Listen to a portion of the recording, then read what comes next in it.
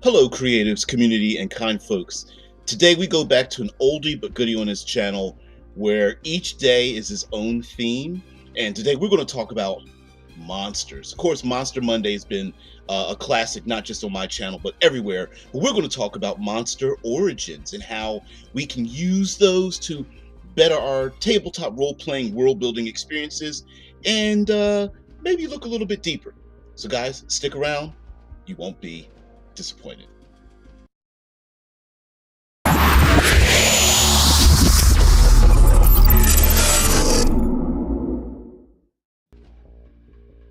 Again, hello everyone.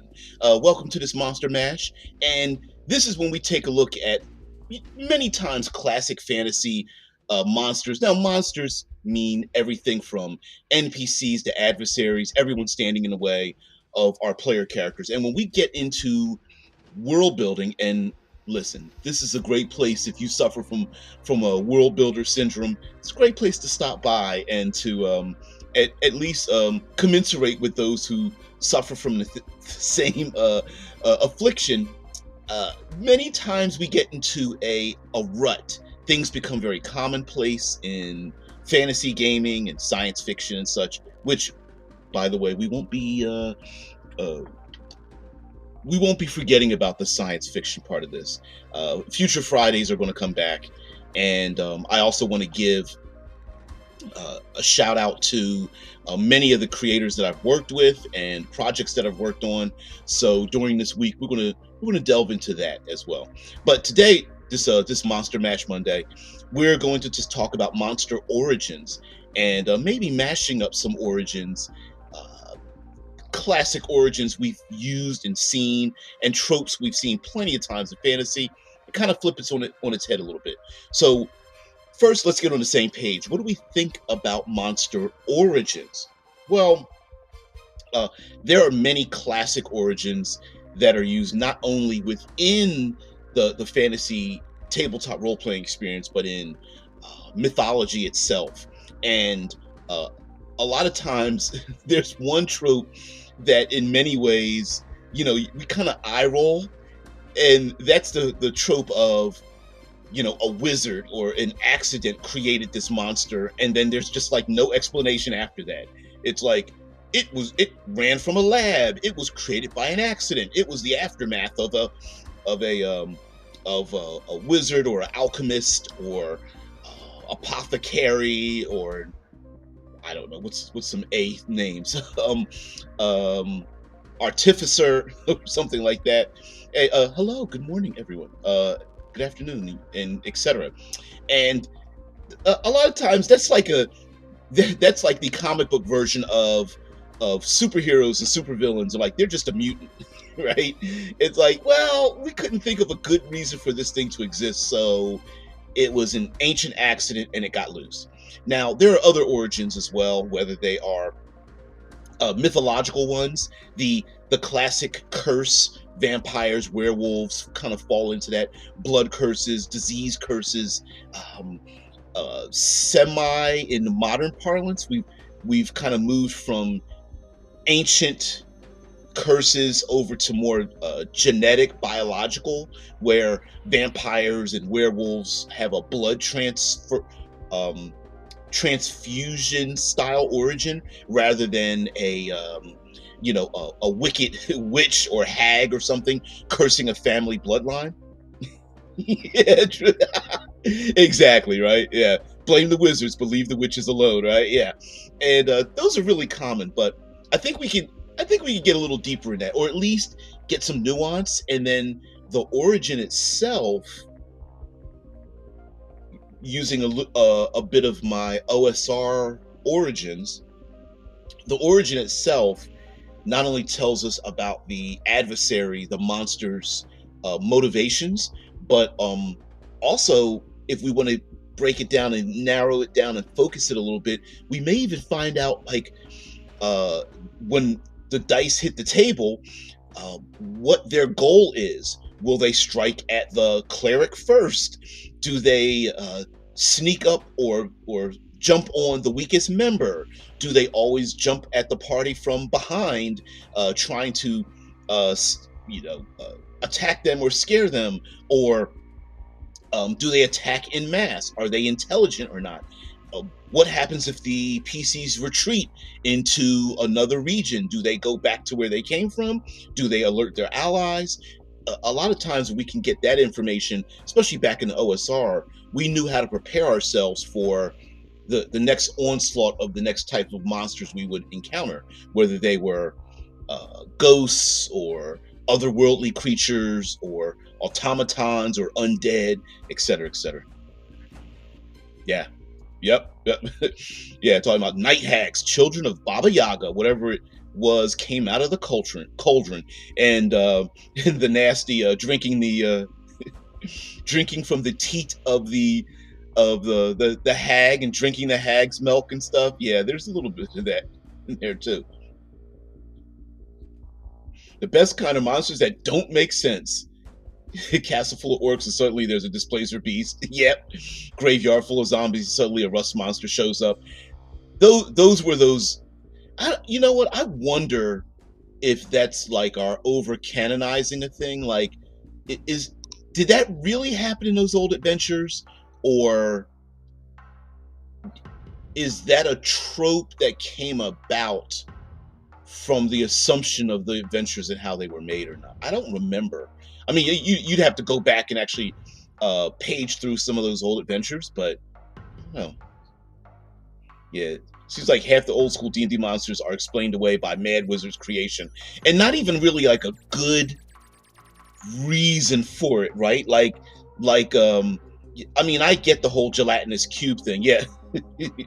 Yeah, gelatinous cube to clean keep the dungeon clean. Rust monster cleans up dead adventurers gear. Yeah, I mean, now mind you, it is a little bit hilarious, right? Like the because the gelatinous cube has always been this cube and has kind of been relegated off to the corner because it's not like an ooze, the classic, they gave it the cube shape.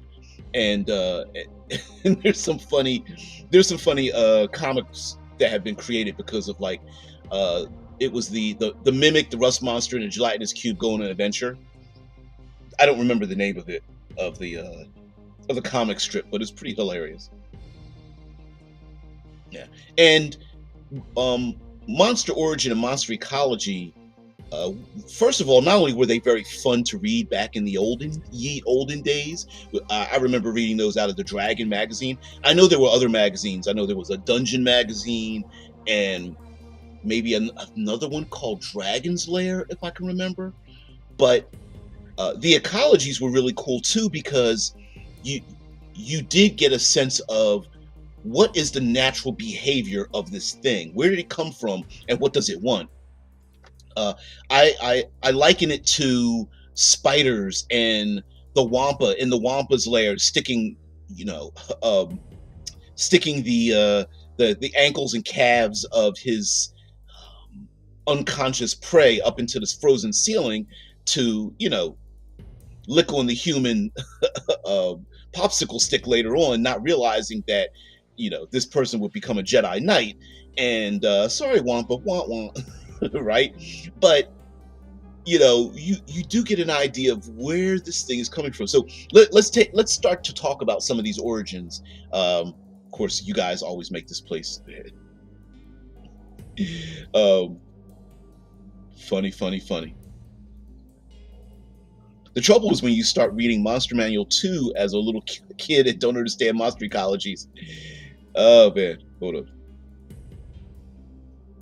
And don't understand monster ecology. Assume you have to throw in insane shit like Modrons and Divas to every adventure. Modrons, ooh, yeah. They're a little, I don't know, I always felt like Modrons were a little bit ridiculous. They're cool. I don't know what the fascination was about that. Maybe it's because they were polyhedral, natural polyhedral monsters or something. I don't know. Yeah, mad clerics are just necromancers. They're all pissed off. I went around healing everybody. Did anybody thank me? No. So fine, here's your grandmother back, trying to eat your face. Take that, adventurers. Yeah. Many monster manual entries has no monster ecology. Yep, and the ecology only showed up in some adventure module that most people didn't read. They did try to. I think they tried to make a concerted effort at a certain point to collect them together. I remember there was like a monster encyclopedia or something, and and they came out in, so you could put them into a 3-ring binder. I think it was called the Cyclopedia, if I'm not mistaken, something like that. Uh,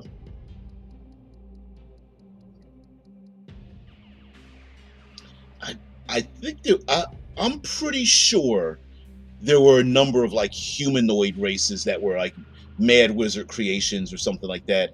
And now mind you, the occasional Mad Wizard creation isn't bad. To overdo it's a little bit ridiculous, and also I think it takes away some of the proactivity that our players would really want in, and we want them to see in our adventure worlds, right? Like, there's something cool about um remember the Predator and Alien movies? Yes, the later ones, many of them sucked, but the original Predator and Alien and Predator and Alien movies really gave us an insight without any dialogue into the monsters.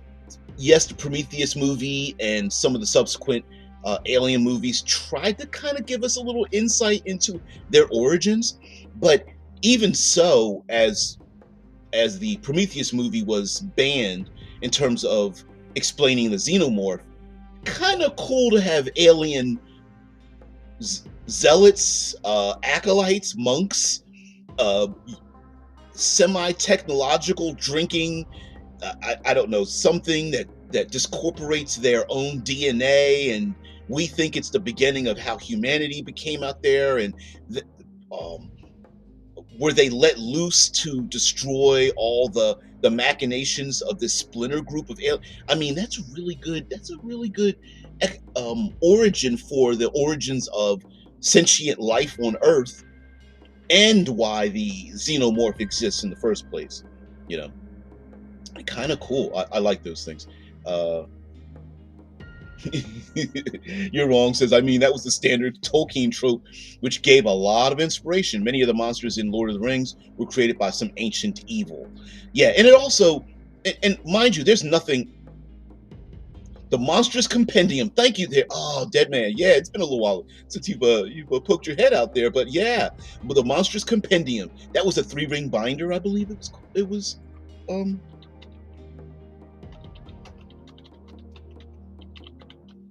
let's see if I can find it. Let's find some images of it here. Um, mm, mm, mm, mm, mm. Is that the 3-ring bind? Yep. I remember it reminding me of the 3-ring binder thing. Reminded me of the old. Um, I don't know if you guys don't remember Rolodexes, and they used to do these like Better Homes and Garden recipes. The you know the lady of the house would get these in the mail. They were like these laminated cards that they were already hole punched, and you could put them into these small 5x8 binders and whatnot. It just reminded me of that, like recipes or something. Jay says Alien Predator were both way better as total mysteries with no ecology. I'm a slightly disagree with you on that. I think it was kind of cool to see like the Predator trying to heal a wound, or after getting shot and realizing that, like, it reinforced the if it bleeds you can kill it, or the Predator using like a nitrogen style gas to get the gristle off of the bone and attach the skull to his belt or whatever. I mean, that's kind of cool. I think I really like that part.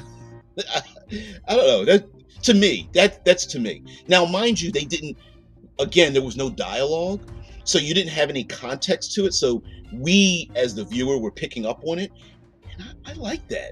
you know um what was there's um, there is a graphic novel series known as ElfQuest, and the ElfQuest. I'm putting this comment up here. I'll get there. Back in the day, in ElfQuest, it was found that the elves that existed in humanity's prehistoric time that ended up arriving here, the little small elves that lived out in the wilderness and whatnot, came from essentially psionic astral astral travel or space travel aliens that were much taller, and they were stuck here on in our prehistoric Earth, and then they began bonding with the environment, and so they started changing and shifting around.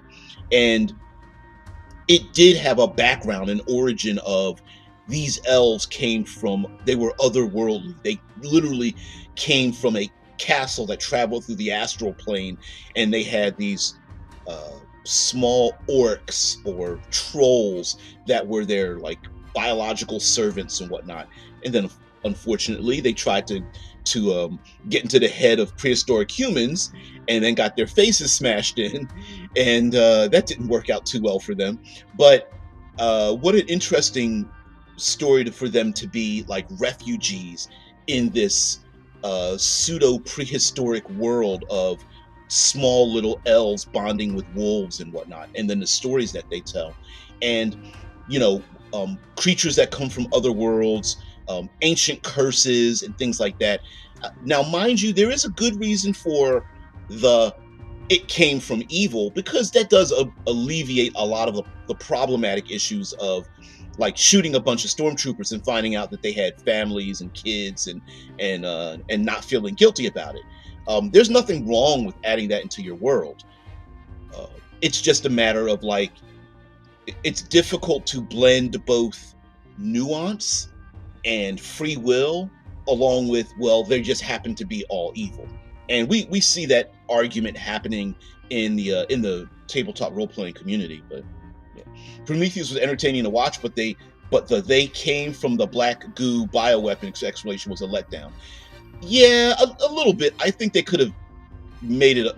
I felt like they could have made it a little bit more explicit, but whatever.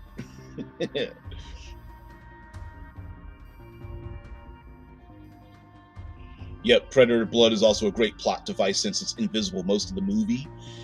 Yeah, yeah. And the invisibility was a great way to let us see what was going on and yet hide the adversary. Because that's a very common horror trope, right? Where we very rarely get to see the monster until the end of everything that's happening, so we get to see its tail and its shadow and the claw marks it makes, and the dead that it leaves behind, and eventually we get to see it. And the Predator, we were able to see it without seeing it, because it had its, it had like the cloaking device, the holo device, or whatever it was. But yeah, I love it.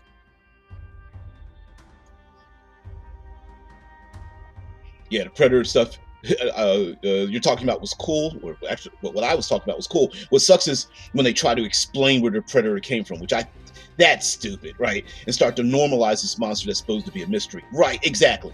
I loved the fact that they didn't have dialogue over top of what we were seeing, especially with like the xenomorph with the face hugger and the seed pods, and all like, don't explain it, don't theorize it, don't just let us see it and try to figure out what the hell's going on, and I love it. Yeah, let's be honest, in a classic dungeon crawl, nobody cared where the goblins came from. Exactly. And mind you, there was a bit of like the murder hoboing, right? Oh, they're goblins, so we should just kill them, because the book says they're chaotic evil, right?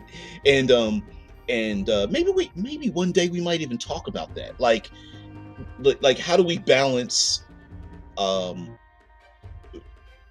not making it an issue for players to go after reasonably evil monsters, while at the same time adding in story elements to say that they're not all evil, even though we are murder hoboing them, right? Like, we don't have to be concerned about them, us murder killing them, and then one of them falling and reaching into a pocket talking about, leave my children alone, tell my wife I love them, as the goblin starts bleeding out and dying or something like that.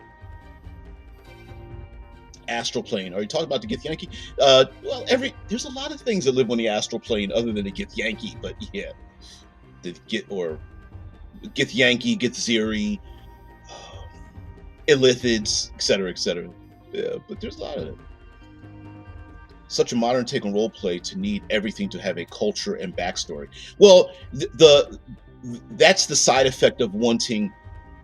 You're going to end up having that by default if those become player options. Like, we now know that there are players who want to play kobolds, goblins, orcs, hobgoblins, bugbears, and things like that. If you're going to allow players, as players wanted to become more furries and fuzzies, you know, dragonborn, drow, tiefling, which used to be called cambions, kind of, and that kind of things. Once you start tabaxi, avians, whatever, turtles, once you start doing that, then you're automatically layering in nuance, and it either becomes an issue of special snowflaking, or, you know, how do you explain, like, well, my character is different, but all the rest of them are mindless beasts, right?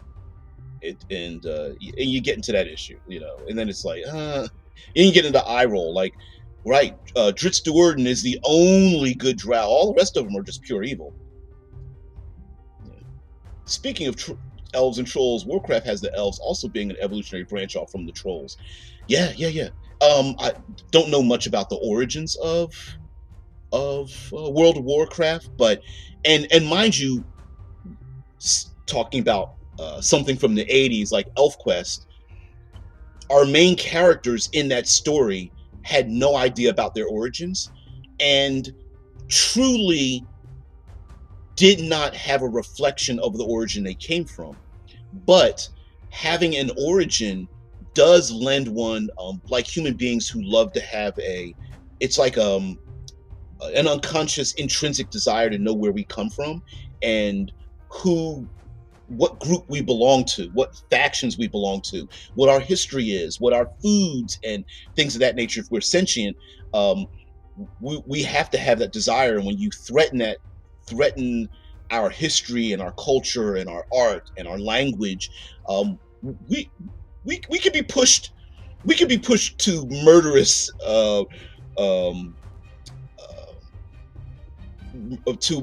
intentions when that happens, even if we do it unconsciously. And we see that happening in many parts of the world, including one specific location that I'm thinking of, and I'm sure you guys can guess it. But yeah, when you do that, when something, a sentient meaning like a living human being or humanoid being or something, has that threatened, or they learn about their origins, it can be pretty important. Remember the red box days when they only had lawful, neutral, and chaotic? Oh yeah, I remember that. And chaotic was automatically licensed to kill them all without being explicitly evil. Yeah, and chaos wasn't supposed to be evil. Chaos was like you were, rebellious. You didn't follow the rules. You were still supposed to be heroic, but people were just like, I'm playing chaotic selfish, chaotic psychopath. Yeah. Shadow says, thank goodness I can take refuge in the notion that all orcs are evil and were created as such from their very origins. Do we know what their origins are? Depends on which game world you're playing in, right? Were they created to be evil? And what's the difference between like an orc and a goblin and a hobgoblin? One could say that, goblins and hobgoblins are spawns from, the lower planes, whereas orcs are just, they're no different than any other sentient race that lives in the world for any other reason, right? Yeah, and you could make that distinction in your world that, and it also cracks me up that like no one wants to murder kill tieflings, but everyone's just like, yeah, all the goblins are evil, but the thing walking with the demon's horns and tail that spits fire from its mouth, it blasphemes upon request. Yeah, they're good. Yeah, let's give them the benefit of the doubt. And I just find that funny.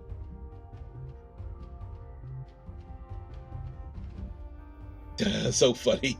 Authoritarian fascist. I don't know why alignment rubs people the wrong way. I think it's just that intrinsic part of like human beings. We as human beings don't like to be categorized, even though for the most part, with a large enough population, we all fall into categories. But yeah, yeah, Gygax is not a fascist. That's what they want you to think.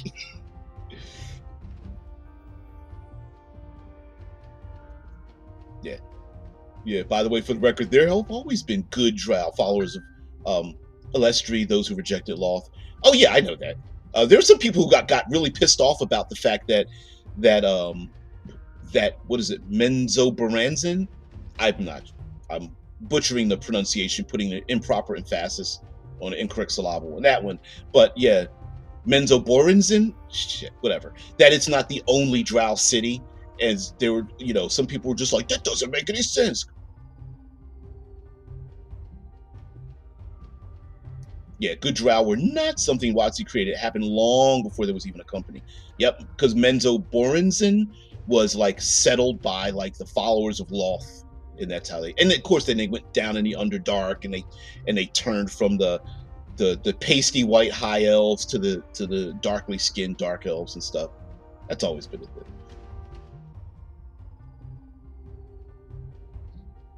Yeah, haven't there always been good individuals amongst all the evil monsters who end up outsiders getting shunned by the community? That's a standard trope, right?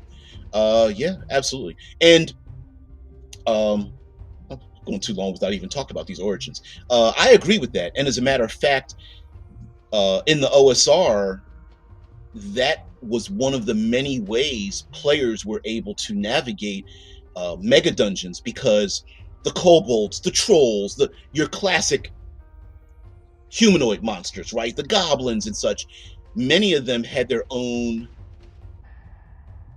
agendas, and those agendas weren't necessarily evil. A lot of times it was just survival. So the kobolds who were being chewed on as snacks by the troll, the kobolds were like, listen, all we want to do is live on this side of the mega dungeon, level 2 off to the left or whatever, to the west and whatnot. Hey, adventurers, strangers who came down into the mega dungeon, help us with the trolls and we'll help you so that you can keep going, to leave us alone so we can live off on level 2. And that was a way for, that's how players could buy, sell, trade, parlay, intimidate, trick, heck, seduce, negotiate with many of the factions that lived in these mega dungeons, because it wasn't about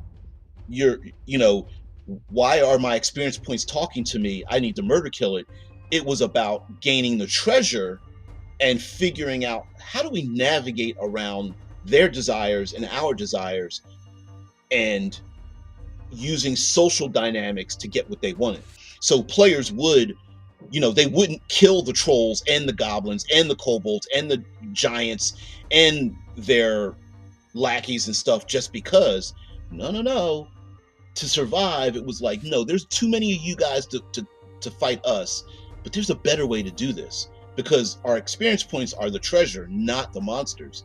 So there wasn't a need, sneaking past, parlaying with, sharing some of the treasure, sharing some, maybe one group wanted to get something back, or I don't know, the hobgoblins down in the mega dungeon had some of their tribal members enslaved, and if we could help the kobolds, free their brethren and sisterin, then we could keep on going on down in the mega dungeon. And that was a thing. That was a real thing. Yeah, it wasn't about murder killing all the monsters. Didn't they explain hobgoblins as Mad Wizard tried to make a race of super goblins? I don't remember that. I mean, I'm sure that exists 30, 40 years ago, but I don't remember I don't remember seeing it, but I've heard that origin before. And like in the Lord of the Rings movie, they showed the exact same thing, right? That the Uruk-hai were they weren't born, they were created. They peeled back the, I don't know, the gestation chambers, and they came out fully grown and whatnot.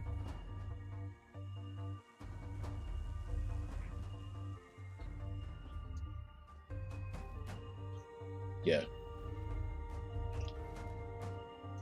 Menzo Buranzin is how I pronounce it. Yeah, but I don't. You have to capitalize one of those. Which emphasis do you put on which syllable?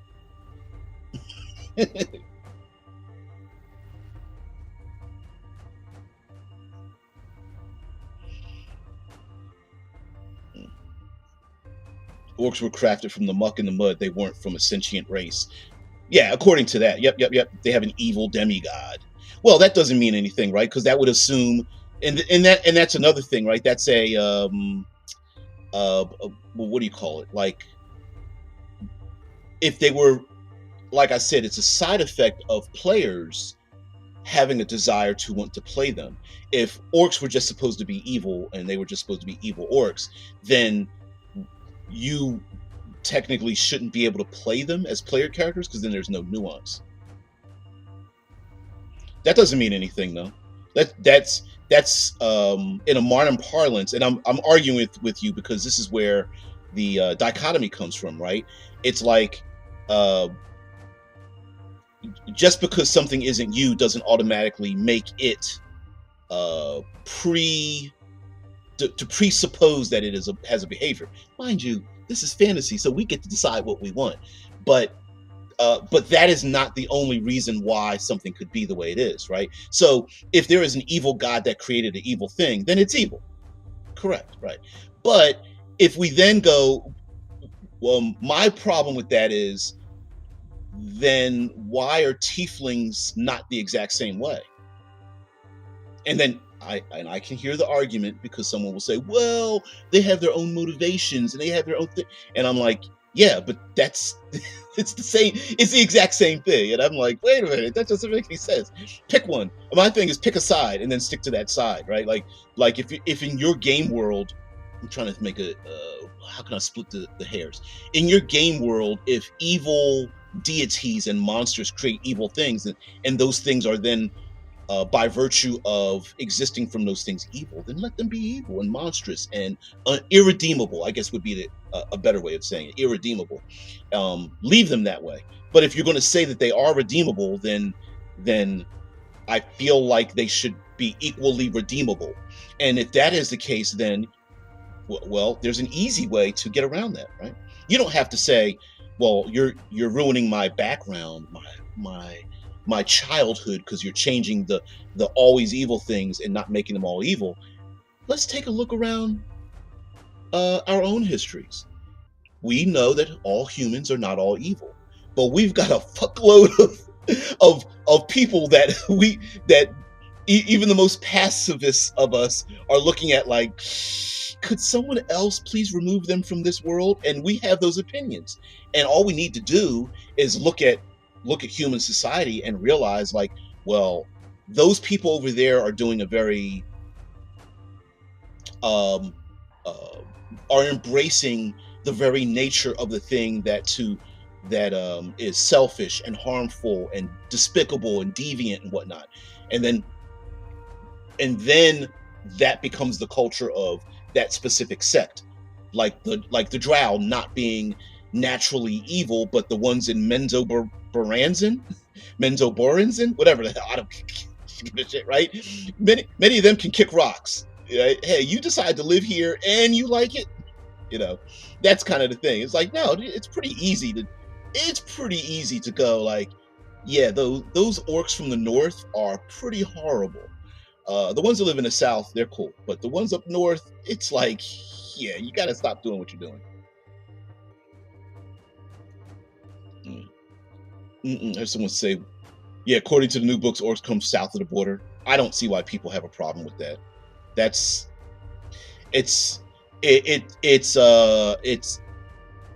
kind of like saying, I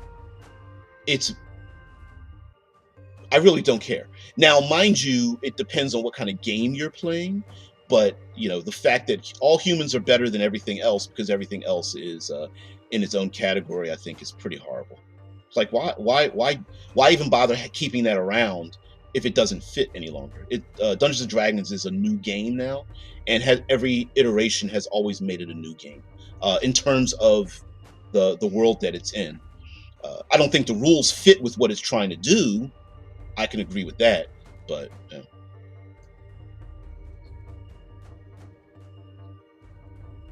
yeah, I heard someone once say that fighting was a lost condition in the OSR. Yeah, yeah, and I hear what you're saying, right? Like, fighting is the very last thing you want to do, and that sounds strange for a game built around like war. It was like miniatures war and whatnot, but yeah, you didn't want to get in fights. Not as often as there were fights, and that's why you always had henchmen and followers and retainers, and I can't remember the other two categories: henchmen, followers, retainers. Um, oh, there were two more. You could there were non-combatants like sages and craftspeople, and there was a fifth one. There were five. Wow, I can't remember, but yeah, that was the whole point. And you also had backup characters too. You know, some of the best modules were about the slavers. Yes, and WotC has gone full woke on that and is afraid to use it, despite it always being demonstrated as something evil and bad. I do listen. You're supposed to hate the bad guys. They're supposed to do bad things. So, yeah. Oh, I've seen that. I've seen that artwork about the Mexican orcs. Yep, I saw that. I don't see a difference between Viking style dwarves or I don't know, Wiccan style forest elves or something like I don't understand. I don't see the difference between that, right? Like, okay, it's I may not like the direction, but it doesn't seem like any other direction that they've done with any other thing. It just happens to be a different culture. That's all. Embrace, you know what I mean? Layering one over top, like what was the game where they did it was like a samurai, like cinematic samurai layered over something else, and I can't remember what module it was. They didn't say they were from the southern border. They just used the artwork. I could probably find it if I take a look at it. The artwork. Am I odd for wanting to restrict the player races? No, I don't think so. I will not allow players to play anything other than human, elven, dwarven, gnomish, halfling, half elves, or half orcs. Dot dot dot dot. Yeah, keeps going on and on and on. I used to be one of those people that was like got rubbed the wrong way when players were like really embracing the whole like drows, tiefling, half giant, tabaxi, all the friggin' avian variations, things like that. Oh yeah, there's a no-no. Yeah, yes, and yes, half orcs happen the way you think. It's gritty reality. Yeah, they never explain that. Well, although there is OnlyFans, and there are some people who have a love for a desire for the orcs. So you be nice.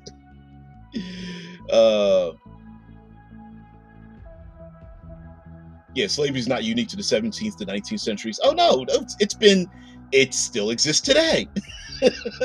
It's been throughout history. Every culture around the world has been that way, and has engaged in it in some form. It just turned into, I would say, between the 17th and 19th century, it had become its most industrial, I guess would be the way to put it.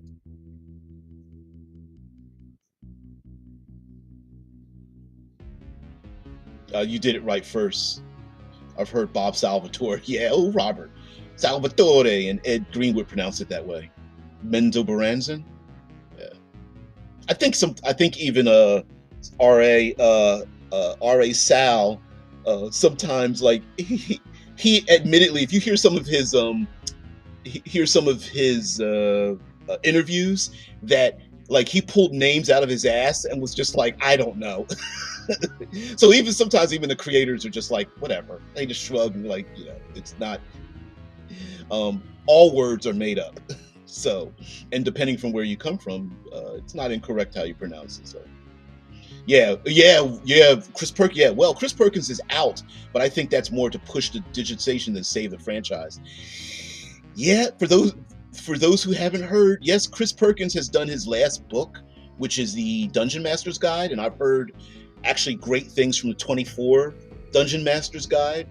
I heard that he tried to punch in as much great stuff in it as possible before his walk out the door. Man, Watsy's, it used to be, we're not going to get into that. It used to be the great place that we all would aspire to if we wanted to get into the RPG industry, tabletop role-playing game industry, to move up the chain to actually be employed and write for the very game that started, or is not just started, but is the pinnacle of an identity of what tabletop role-playing games are. That doesn't exist anymore. Nobody's like, oh, they're like chomping at the bit to want to work for them, because they just keep doing haircut layoffs, and that's horrible. Do you think orcs and goblins and all the evil humanoids are just following orders, like all the people in real life who work for brutal dictatorships always say? Do I think they all are like that? No, I wouldn't. Well, first of all, it depends on your world, right? Like, if they are actual spawns from evil, then I would just say that they're evil. But what I would look, my personal opinion is, I would add nuance into which ones are which. Are orcs exactly like hobgoblins, exactly like goblins, exactly like bugbears, or are they different? I always felt like it's cool to have goblins are a gestation period to hobgoblin, and that they're related, and orcs are a different entity by themselves. That's just me. But I mean, you could do whatever you want in your own world. I wouldn't say one is the other.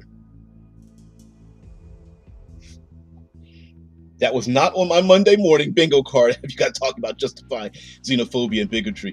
No, it's not justifying it. It's I mean, these are fantasy worlds. I wouldn't explain. I don't know if justifying it is. I mean, you have to have, the whole point is having conflict, and I feel like beating the ass of people who deserve it, there has to be a reason for it, right? Otherwise, the characters are just sociopaths breaking into people's homes and taking their stuff. And so for the players to go to the southeast where all the evil people live to bust in their homes and take their stuff because they're evil, having a good reason for it, kind of makes sense. That's where the old dungeon crawling came from, that it was like humanity was this great peaceful place, and these evil things, interlopers, had pulled humanity down into the dark ages, and humanity was we were scrambling and clawing back and taking back what was once our great peaceful good kingdoms and whatnot. That's why there were all these dungeons and crypts and things like that. They once belonged to humanity, but now they've been taken over by evil. But then players wanted to play the evil things. And then it's like, well, wait a minute, if you play the evil things, and then you also, by virtue of wanting to play the evil things, don't want to be looked at as evil, then you start removing all of the evil behaviors, right? Now then you're like, okay, well then what does the bad guy do? If the bad guy can't do, they have to surpass the acts of the ones that came before them, and then you just start like what is it called? You start raising stakes that don't need to be raised, and then you're like, where do you go from there? Daryl's like, morning, I didn't even know what a tiefling was until last year. I was kind of in that category too. Yeah, a lot of new player races since 1E, and sounds like they play them all the same. Yeah, they're pretty much like just like Star Trek races, just basically, rubber on the nose and ears and you're done. Maybe a wig or something, and they just, it's like, they don't really seem very much different at all.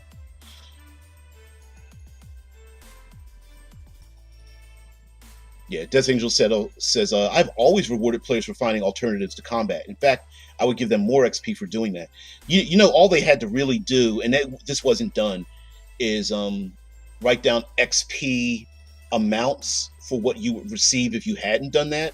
But when you read a book and there's XP listed under all the monsters, and you really don't see XP listed for anything else, it's a good. I mean, it kind of makes sense in a very simple way to default to that. But yeah,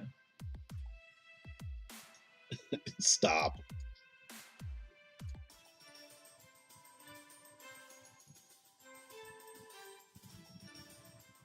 I don't see that. I mean, the whole yeah. But what happens if like I don't know.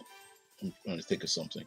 Like you had a death of a pet or a sibling or something like that that just happened to you last week, and then in my adventure I throw something in the adventure that triggers you, and I didn't give you the opportunity or the grace or even the respect to allow you to say, dude, can we skip past or not do this or what have you, then that makes a person an asshole, right?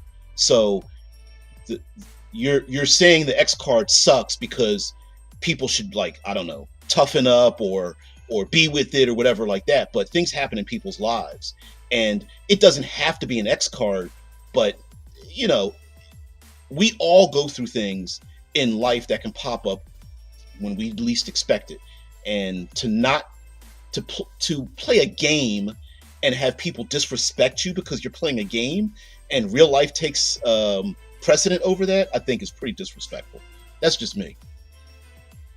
And there's like different people call it different things. X cards. Some people use like green, yellow, red. It doesn't matter what it is, but it's basically an idea like there's something going on. I don't want to talk about it, but I would like to not have this thing in the game. You got the right to do that. Yeah. I do think that the playable races have gone too far, though. I do agree with it. Come on, chat. Damn it. He does sound. He literally does sound like one of the good fellas, though. Oh, he goes by Bob. Yeah, I've heard it. Yeah.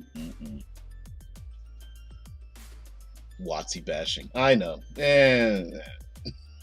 I don't really. I don't know why people expect more out of a corporation. Yeah, Drew, you're right. You can have more. Points out you can have conflict without relying on demonstration of entire groups of people, demonizing entire groups of people. I agree with that. I mean, we already neighbors have conflict over where their trash cans reside. There's plenty of ways to have conflict, and sometimes conflict doesn't even need to be like brutalistic or.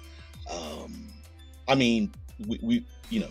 We always pick on Game of Thrones, but I mean, you know, Germ pulled from real life situations where people just wanted resources, and that's where the conflict came from. Or you have conflict over marriages and which families come together. You have conflict over not just resources, other economics like trade routes or access to food or water rights or water and land or skilled individuals like guilds working for one group over the other. We know, if you've ever followed there was a docu-series on the men who made America, and because there weren't rules made to stop what they were doing, they would gladly sabotage each other's factories and buy up materials. They would pay people to not serve their enemies while they had the resources and things like that. There's all kinds of stuff. And there's plenty of reasons to hate people for the most minor of things, yeah. For me, the people who classify others as evil are usually ones with an immoral agenda. I think the problem happens when you have fantasy, right? And you have like actual demons and angels who are the physical embodiment of said horrible things, and how do you reconcile that in your game world? You know, is a demon or a devil from the lower planes, um, the, is there recompense for their choices and behaviors or something like that? And you know, it usually happens when we look at things from a different person's point of view. Like a murderous person goes to trial and they did terrible things, and we go, oh, the death penalty, they're horrible, and then we end up realizing what their childhood was and their upbringing was, and then you get the other group of people that are like, oh, we should feel sorry for them, oh man, we shouldn't punish them, we should try to rehabilitate them, and things like that. Usually it's about our perception of a thing, and I think that's where great stories come from. Ancient elves may have an ancient war against the orcs because they just perceive them as being evil, but the rest of society might go, it's been 10 generations for us and we don't see what you see. And the elves are like, yeah, but back when we still remember when, and they spout off all the atrocities, and the other people are like, wait a minute, you committed a whole bunch of atrocities yourself, you never put yourself in that same category. And I think that's actually kind of cool to do that.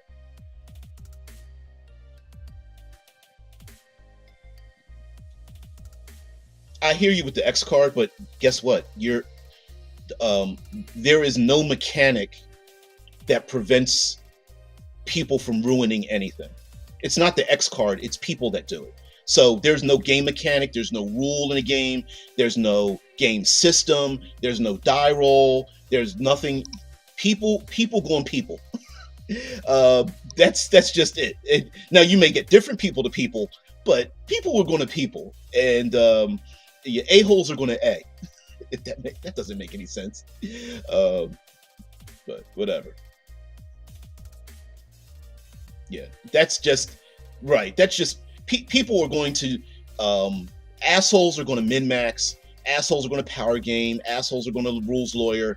Assholes are going to drama queen. Assholes are going to, like, you can't, that behavior, there's nothing you could do to stop that. Someone is going to find a loophole, a way to intimidate, a way to overpower, to derail, to steal the spotlight, to make life terrible for others. And that's not something you could do. Yeah, exactly. Right. Yep. People gonna people, so people should be. You and I should people always peoply. I don't know. Yeah. I know that doesn't make any sense. Yeah.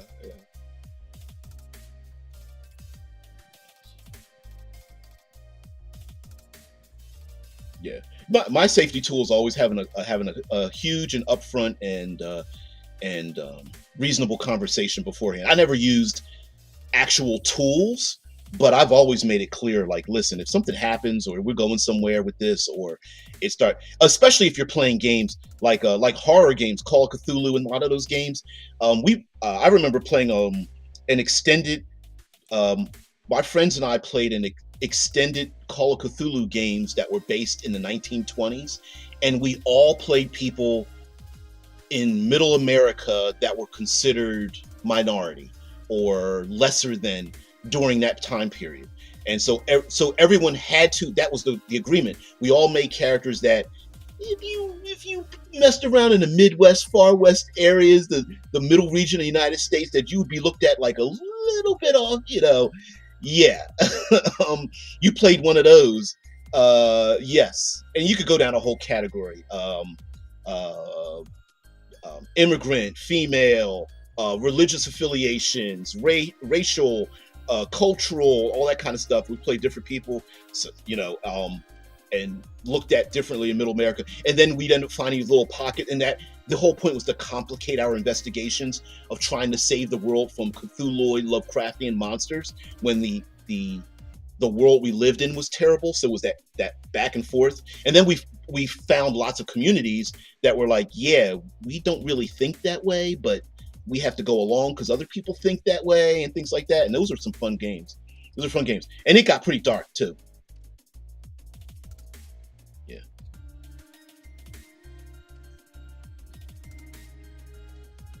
yeah. I don't think it's the DM's uh responsibility to like vet people that play in the game. I think that's everybody's responsibility. Their shadow. I'm not disagreeing with you. I'm just like, that's not just one person's problem. That's everybody's problem. But I'm with you there, Drew. Like, you have to. If it requires a safety tool, use it. I don't care. I mean, it's not. We can't police other people being people, right?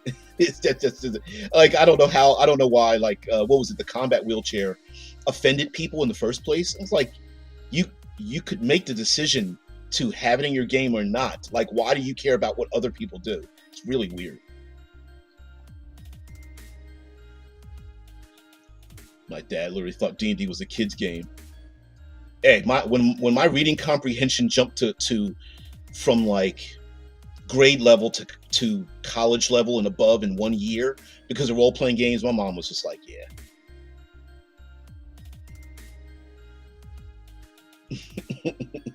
So bad. So we didn't talk about origins at all. Not really. Not really. Because I was going to talk about curses and spawning creatures and monsters and monsters that have been diseased, or origins of monsters, people that they are dangerous to you, but they're not dangerous to the people that have cultivated them or brought them into the world in the first place and stuff.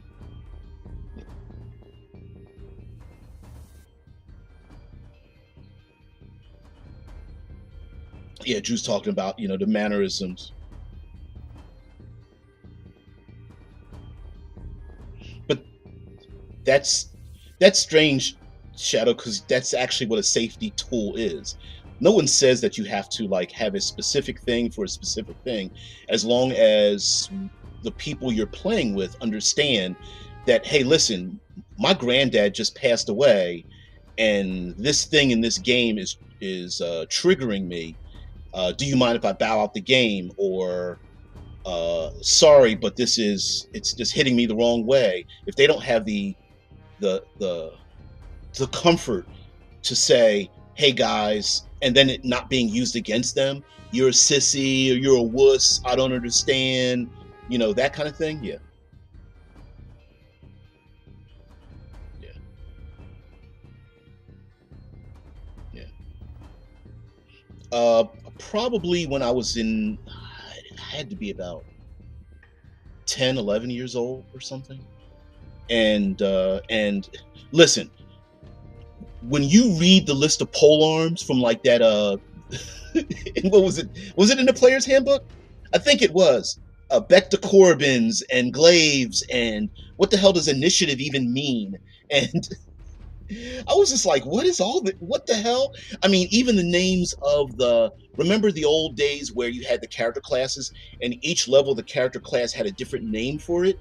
Um, like the thief, before it was long called a rogue, it was like cut purse and scoundrel and conniver and um, uh, I don't know, ragamuffin and scamp, and they had all these different. And I was just like, what is this? This is like, it was Latin to me. So my mom was just like, well, here's a dictionary, here's an encyclopedia, take a look at that. And I just dove in headfirst into the language arts. I don't know how to speak other languages, but I like the differentiation between different words that mean different things and like slightly different nuances and how they fit in and things like, and the comprehension of how the thing is. Yeah. Oh yeah. Oh hells yeah.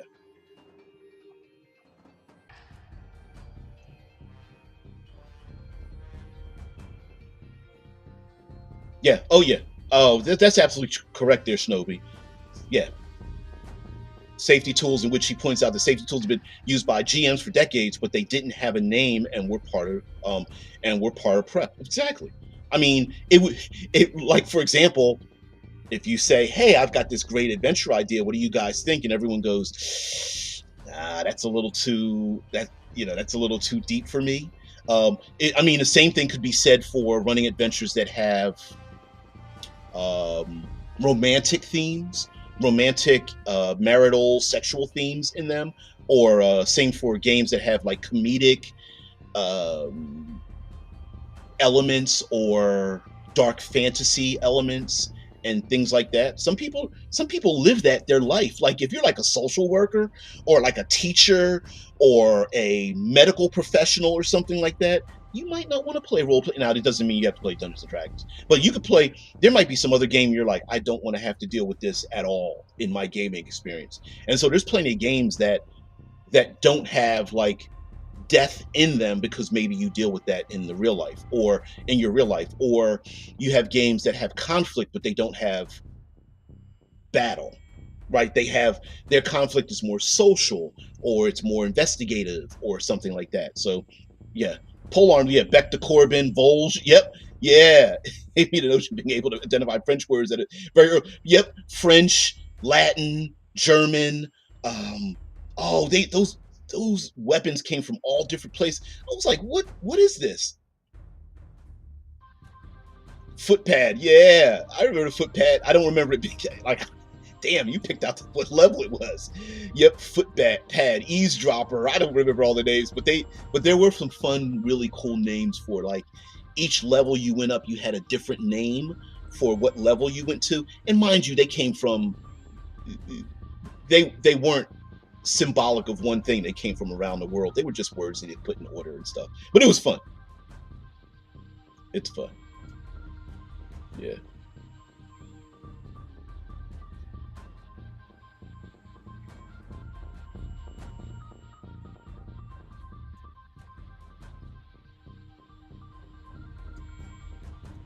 Yeah, yeah, we can agree to disagree.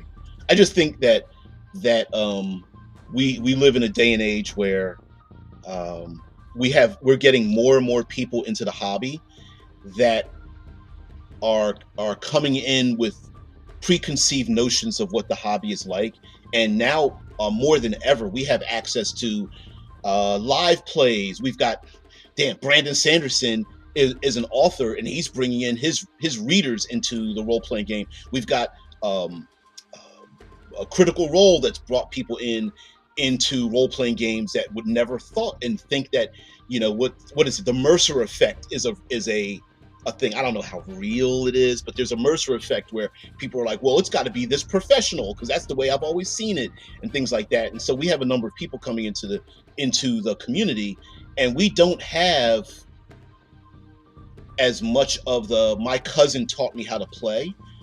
Individuals on their own from around the world are watching other people play, and they don't have that individual who brings them in slowly and lets them hang around, and they get to watch and whatnot.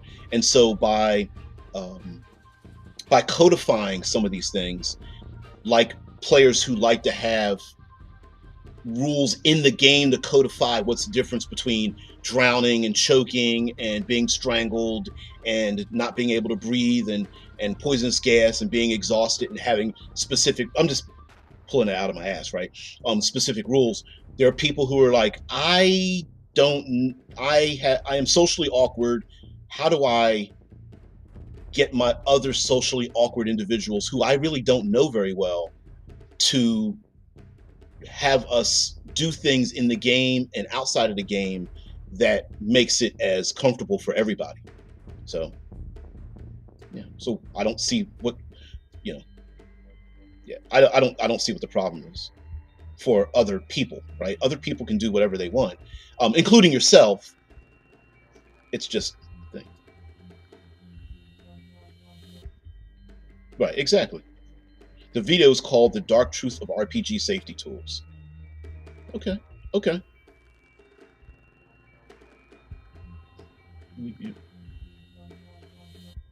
Daryl says, so you probably don't want to play Terry Pratchett's Going Postal Adventure. That's all right. Yeah, we get a bad rap. Us postal workers have always gotten a bad rap.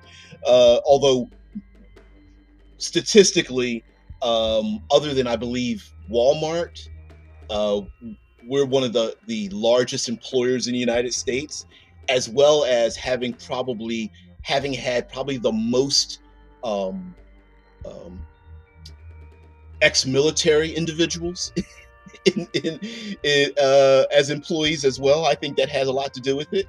So, so yeah, yeah. I think the two together, that combined with the fact that they hired lots of managers who expected, who were like, um, shape up or ship out, and we need you to browbeat these people into submission. And you don't want to do that to like some ex-military person who's like, yeah, I served this country in all kinds of ways. You're 20 years younger than me. You're not talking to me like that, like I'm your child.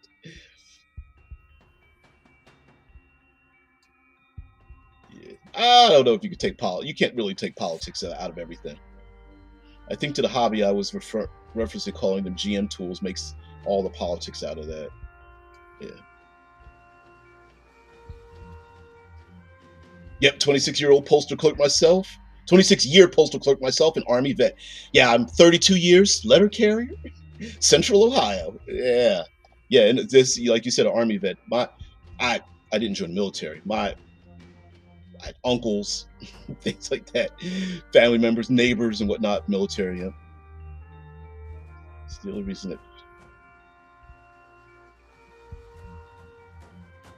Yeah, yeah, it's hard to fire them if they're starting to get weird. Eh, That's how you. Yeah, Shadows like it. Yeah, I hear you saying the problem is codifying it. Oh, those tools say that all the time. I think it's how people. Oh, you guys. I think it's how human beings take one thing and then ignore the rest of it. Right. Um, that's basically what it is. The hey, if something feels weird or wrong, let your DM or GM know, is always written in those kinds of things. It's always there. It's the proverbial rule zero of every role playing game. If you don't like something, change it. Or what's the other one? Um, uh, Go to your GM, DM, storyteller, narrator, admin, referee if you want to use this thing. We see that written in so many games. Do people abide by them? No, they don't. You make something an option, and players will take that and run with it and go, well, you said you had to do this every time. And then you got to flip to the page where it's like, did you read the second paragraph? Because I don't think you read the second paragraph. Dia was a rural letter carrier. Yeah, the year he died, he actually was the union rep for the rural letter carriers in Minnesota. Really? Really? Really? Really? Yeah, I was a union steward for a short time, about a year and a half, 2 years or something. Rough job being a union rep. I know there's people who hate unions, but it's like sometimes you need evil to fight evil. But anyway, guys, have a great one. Thank you very much for not for not letting me talk about Monster Origins. I had a Google Doc up and everything. I was going to show you guys, but whatever. Um, uh, yeah, yeah, yeah, yeah, yeah. Yeah, Rule Zero is the DMGM. Yeah, it's always right. But you got a problem, talk to them. Yeah, a lot of listen. Many of us, we gotta be honest. Many of us are, uh, for such a social game. Many of us have issues with socializing, and it's not till you get older and you just don't really give too many fucks, right? That you just go like, eh, you know what I mean? And then when you meet someone that's the same way, you're like, yeah, I get you. I get you. Even if you disagree with them, you're just like, yeah, we're on the same page, you and I. Yeah.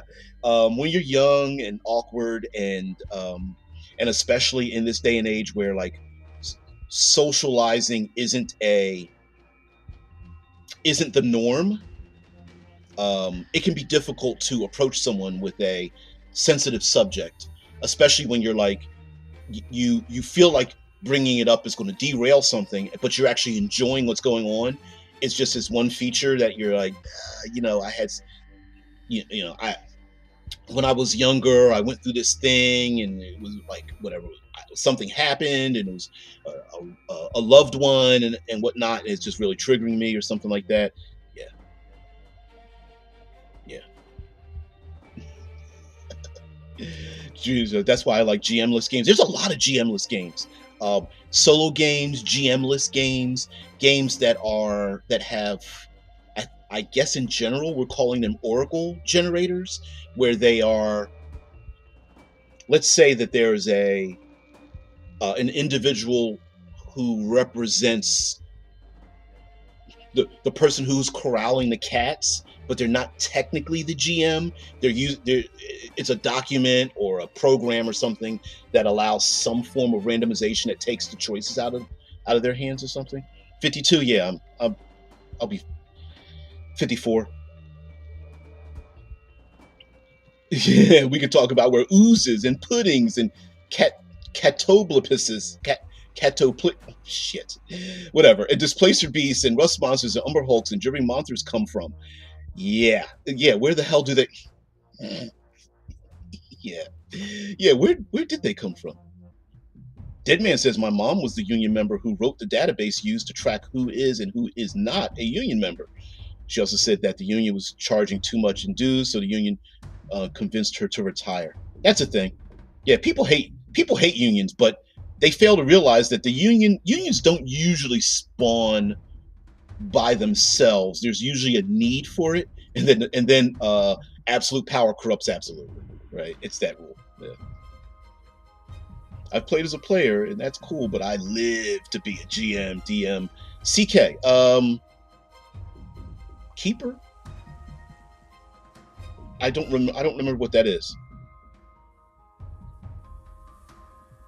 Yeah, yeah. Unions. Yeah, I'm an East Coaster. I'm a Northeast East Coaster, and all up and down the Northeast is it's all union. Like it's all like longshoremen, union, factory, organization. Like yeah, these are union towns. And yeah, even where I work at, we get into the issue of like, why is the union protecting these people? I get it, but if we didn't have one, oh my God, work would be horrible. If you're lucky to have a workplace that doesn't need a union and you're treated with like kindness and respect and admiration and things like I good for you. But postal service, no, it is a bureaucracy of. Oh, Castle Keeper. Yeah, troll. That's right. Castle Keeper. Yep, Castles and Crusades. Yeah. But anyway, guys, have a great one. I'm gonna let you guys leave so we can all ruminate about the things that we can all ruminate about the origins of our adversaries in our own life and where the hell did these people come from. So, guys, have a great one. We'll talk about some maybe not similar things, but we'll talk open and honestly about some things going into the future. But for now, you guys have a great day. Thank you very much for spending your valuable time here. I appreciate it. Maybe not today's show, but I hope in general I can make change for your tabletop and maybe even life experiences. Not that I know much. So guys, have a great one. I will see these later. See, Shadow. Yeah, you've never worked under a totalitarian regime and needed to like defend yourself against like bathroom breaks and things like that. Yeah.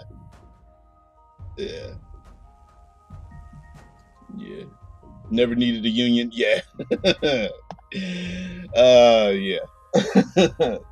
Wait till you guys have never worked for a giant bureaucracy of like well over, I don't know, 750,000 individuals working under. It's pretty heavy. It's pretty heavy in terms of like how many people work and stuff. When you're in a small place of a couple hundred, yeah, you can kind of get by on certain things, but favoritisms and EOs and things like that. But yeah,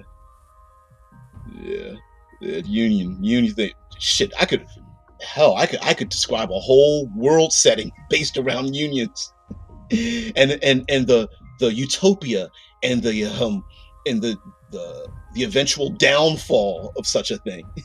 Yeah, that's where guilds came from. If you guys don't understand, yeah, that's kind of how we look at guilds in fantasy. Maybe we might do that tomorrow. I don't know. Anyway, guys, have a great one. I'll see you later. Peace. Bye.